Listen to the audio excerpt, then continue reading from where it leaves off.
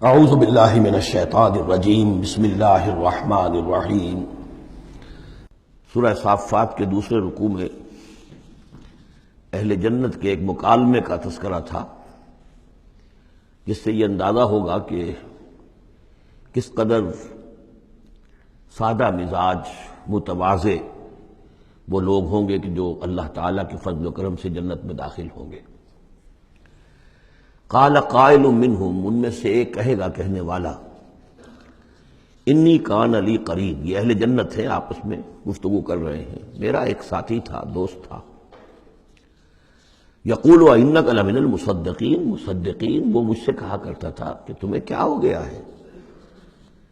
تم رسول کی تصدیق کر رہے ہو، کتنی بے تکی بات ہے، اور تم تصدیق کر رہے ہو محمد کی صلی اللہ علیہ وسلم۔ اذا متنا وکنا ترابا وعظاما انا لمدینون، کیا جب ہم مر جائیں گے اور ہم ہو جائیں گے مٹی اور ہڈیاں بھی گڑی سلی ہوں گی اور سڑی گلی ہوں گی، اور یہ کہ مٹی، باقی جسم تو مٹی بن چکا ہوگا، تو کیا پھر ہمیں کوئی جزا ملے گی، بدلہ ملے گا؟ قال هل انتم مطلعون، تو کہے گا وہ کوئی کہنے والا کہ کیا تم لوگ دیکھنا چاہتے ہو، جھانک کر دیکھو گے تمہارا وہ دوست جو تمہیں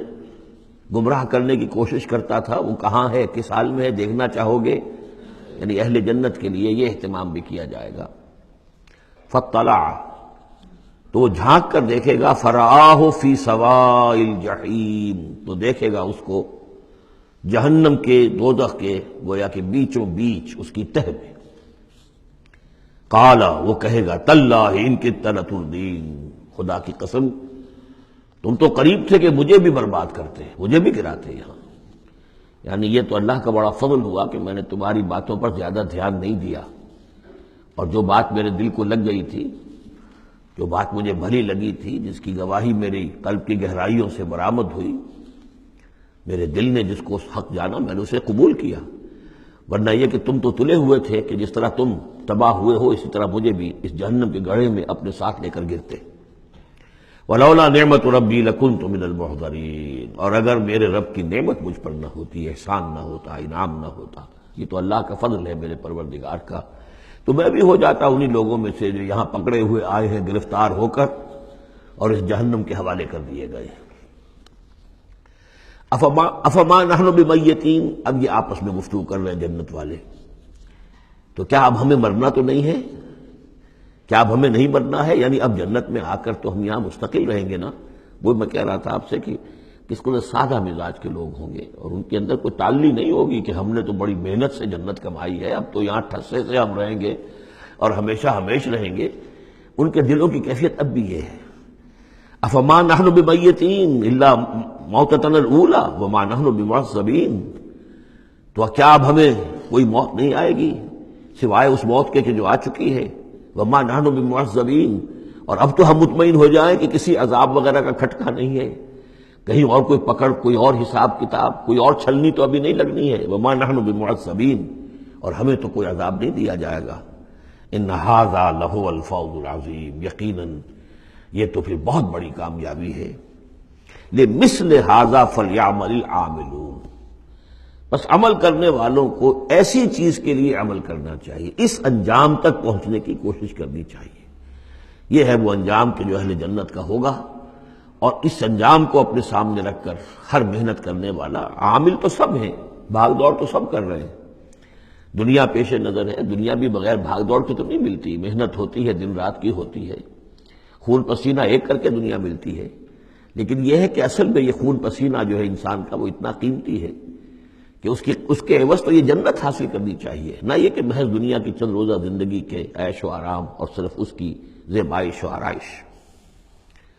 اذالک خیر نزلا ام شجرۃ الزقوم، بھلا یہ کیفیت بہتر ہوگی، یہ انجام بہتر ہوگا، یا وہ ایک مہمان نوازی کے اعتبار سے نزل، پہلی مہمان نوازی، ام شجرۃ الزقوم، یا زقوم کا درخت بہتر ہوگا کہ جو جہنمیوں کو دیا جائے گا، ان کا جو ناشتہ ہوگا وہ زقوم سے ہوگا۔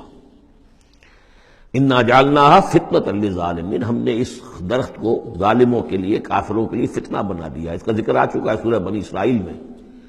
کہ یہ جو درخت ہے زقوم، قرآن کہتا ہے کہ جنت جہنم میں ہوگا، جہنم تو آگ کی جگہ ہے، تو وہاں درخت کیسے ہو جائے گا؟ کہاں درخت کہاں آگ؟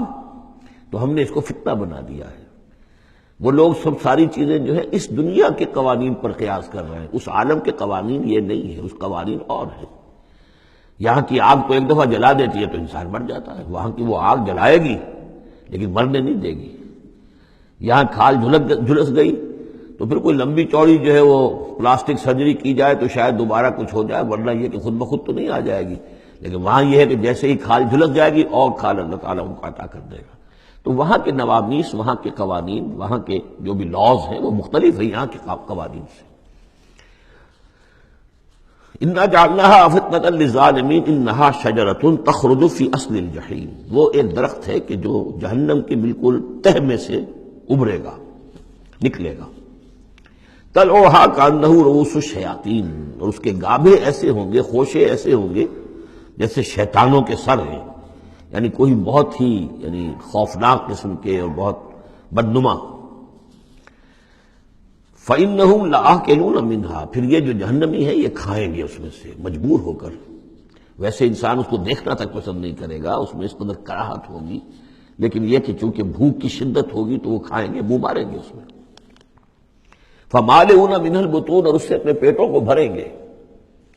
ثُمَّ إِنَّ لَهُمْ عَلَيْهَا لَشَوْبًا مِّنْ حَمِيمٍ، پھر جب اندر سے وہ کھولے گا اور پیاس کی طلب ہوگی تو پھر انہیں ایسا پانی دیا جائے گا کھولتا ہوا پینے کے لیے کہ جس میں پیپ کی ملاوٹ ہوگی، پیپ ملایا گیا ہوگا، لَشَوْبًا مِّنْ حَمِيمٍ۔ ثُمَّ إِنَّ مَرْجِعَهُمْ لَإِلَى الْجَحِيمِ، پھر یہ تو ابھی ابتدائی ہو گئی نا، جو ان کی مہمان نوازی جو ہے ابتدا میں ہو رہی ہے، اور اس کے بعد پھر ان کو لوٹا دیا جائے گا جہنم میں۔ انہم الفوا آباہم ضالین، یہ وہ لوگ ہیں جنہوں نے اپنے آباء و اجداد کو پایا گمراہ، بھٹکا ہوا، اب انہی کے اوپر انہوں نے انہی کے نقش پا پر چلنا شروع کر دیا۔ فہم علی آثارہم یہرعون، تو انہی کے نقوش پا پر اب یہ دوڑ رہے ہیں، بے اختیار دوڑے چلے جا رہے ہیں، بغیر سوچے سمجھے، جو بھی آباء و اجداد کے طور طریقے ہیں۔ وَلَقَدْ ضَلَّ قَبْلَهُمْ أَكْثَرُ الْأَوَّلِينَ، حالانکہ ان سے پہلے بھی جو پہلے لوگ تھے ان کی اکثریت بھی گمراہ تھی، وہ تو ہم دیکھ چکے ہیں۔ ان تطع اکثر من فی الارض یضلوک عن سبیل اللہ، یہ ہم آیت پڑھ چکے ہیں۔ اگر تم زمین میں بسنے والوں کی اکثریت کی پیروی کرو گے تو وہ تو تمہیں گمراہ کر کے چھوڑے گی۔ پھر یہ آیت بھی سورہ یوسف میں آ چکی ہے، وما یؤمن اکثرهم باللہ الا وهم مشرکون، کہ ان کی اکثریت جو ہے اللہ پر ایمان نہیں رکھتی مگر کسی نہ کسی نوع کے شرک کے ساتھ۔ اور شرک یہی ہوتا ہے کہ ایک بڑے اللہ کو مان کر کسی نہ کسی چھوٹے اللہ کو بھی مانا جائے، اور ہوتے ہوتا یہ ہے کہ وہ چھوٹا خدا جو ہے وہ اعصاب پر سوار ہو جاتا ہے، اور بڑا تو کہتے ہیں وراء الورا، وراء الورا، وہ تو ہے بیٹھا ہوا ہے، اسے اس دنیا کی فکر بھی نہیں ہے، کوئی چنتا بھی نہیں ہے، کوئی تشویش بھی نہیں ہے، وہ اپنے اندر مگن ہے۔ مشائین کا فلسفہ یہ ہے جو ارسطو کے پیروکار ہیں، اور ہمارے ہاں اکثر جو متکلمین ہیں وہ سب مشائین ہیں، ارسطو کے پیروکار ہیں اکثر متکلمین۔ تو متکلمین کے اس مشائین کا، ارسطو کا فلسفہ یہ ہے کہ اللہ تعالیٰ صرف کلیات کا عالم ہے، جزیات کا نہیں ہے، زیادہ اسے اس کائنات کی فکر ہی نہیں، اس نے بس پیدا کر دیا ہے، بس اللہ اللہ خیر صلی اللہ، کچھ قوانین بنا دیے، یہ خود بخود چل رہی ہے، اب اسے اس سے کچھ سروکار نہیں ہے۔ جیسے کہ کوئی کھلاڑی جو ہے وہ فٹ بال کو کک مارتا ہے، اب وہ فٹ بال جا رہی ہے، اب کھلاڑی ادھر کھڑا ہے، فٹ بال جا رہی ہے، اب یہ کھلاڑی چاہے کہ روک لے تو وہ فٹ بال کو روک تو نہیں سکتا، وہ تو جا رہی ہے، وہ تو زمین کی فرکشن ہے، کوئی رکاوٹ ہے، یا اس کی اپنا مومنٹم ختم ہوگا تو پھر یہ ہے کہ وہ رکے گی۔ تو یہ تصورات بھی اللہ کے بارے میں دنیا میں رہے ہیں، اور بڑے بڑے حکماء کے رہے ہیں، فلاسفہ کے رہے ہیں۔ انسان نے جب اپنے پیمانے ہیں ان پر اللہ کو ناپنا چاہا اور تولنا چاہا تو پھر اسی قسم کی حماقتوں میں انسان مبتلا ہوا۔ وَلَقَدْ ضَلَّ قَبْلَهُمْ أَكْثَرُ الْأَوَّلِينَ، ان سے پہلے بھی جو پہلے تھے، پہلوں کی اکثریت بھی تو گمراہوں پر مشتمل تھی۔ وَلَقَدْ أَرْسَلْنَا فِيهِمْ مُنذِرِينَ، ہم نے ان میں بھی اپنے خبردار کرنے والے بھیجے تھے۔ فَانظُرْ كَيْفَ كَانَ عَاقِبَةُ الْمُنذَرِينَ، تو دیکھ لو کیسا انجام ہوا ان کا جن کو خبردار کر دیا گیا تھا۔ قوم نوح کا کیا انجام ہوا، قوم ہود کا، قوم صالح کا، قوم شعیب کا، اور سدوم اور عمورہ کے شہروں کا، تم دیکھ لو کیا کیا انجام ہوا۔ الا عباد اللہ المخلصین، البتہ ان میں سے جو اللہ کے خاص بندے تھے اللہ نے ان کو بچایا۔ صدق اللہ العظیم۔